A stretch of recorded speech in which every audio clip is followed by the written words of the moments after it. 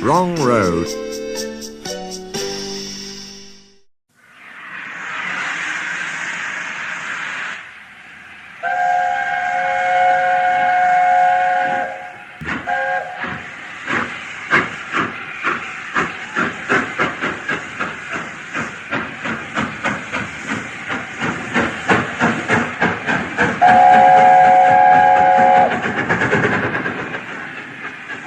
Thomas's branch line is important, and so is Edward's.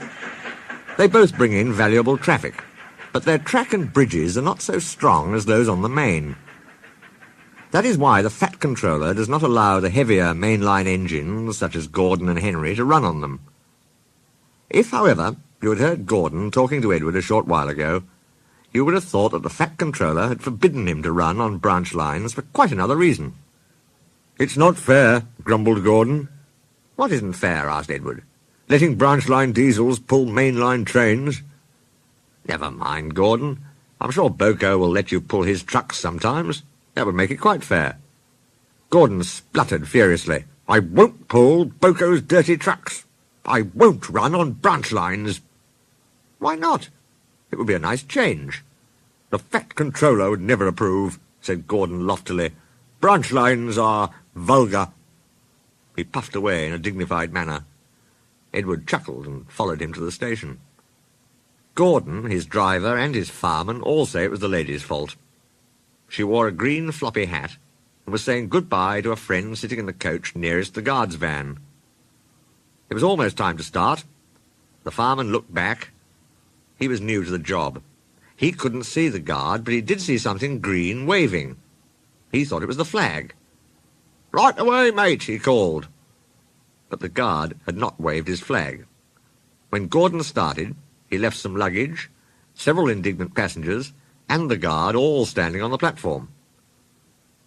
Every evening, 2 fast trains leave the big station within 5 minutes. The 6:25 is Gordon's for the main line. Edward's at 6:30 runs along the branch.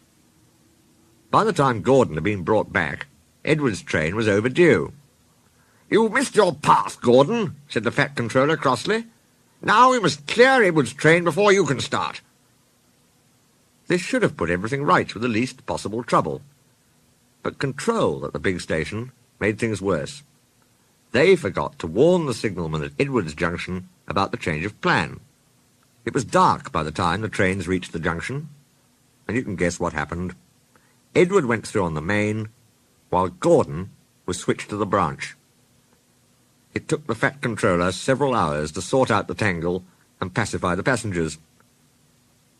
In the end, Gordon was left with his fire drawn, cold and cross, on one of Edward's sidings. Bill and Ben peeped into the yard next morning. They wondered if Boko had brought them some trucks. There were no trucks, but they didn't mind that. Teasing Gordon, they thought, would be much better fun. "What's that?" asked Bill loudly. "Shush," whispered Ben. "It's Gordon." "It looks like Gordon, but it can't be. Gordon never comes on branch lines. He thinks them vulgar." Gordon pretended he hadn't heard.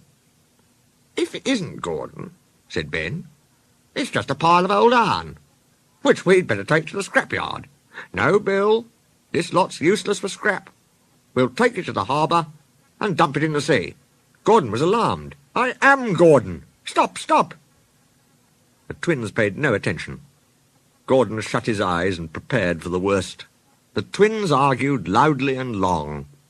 Bill favoured the scrapyard, while Ben said that the cutting up in such places was something cruel.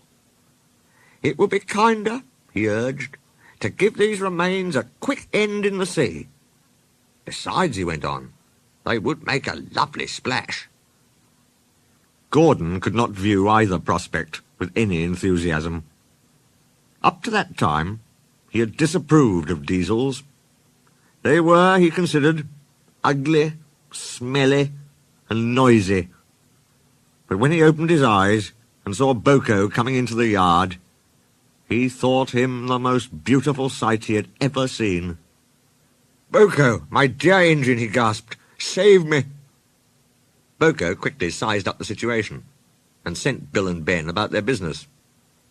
They were cheeky at first, but Boko threatened to take away the trucks of coal he'd brought for them. That made them behave at once. Gordon thought he was wonderful. "Those little demons," he said.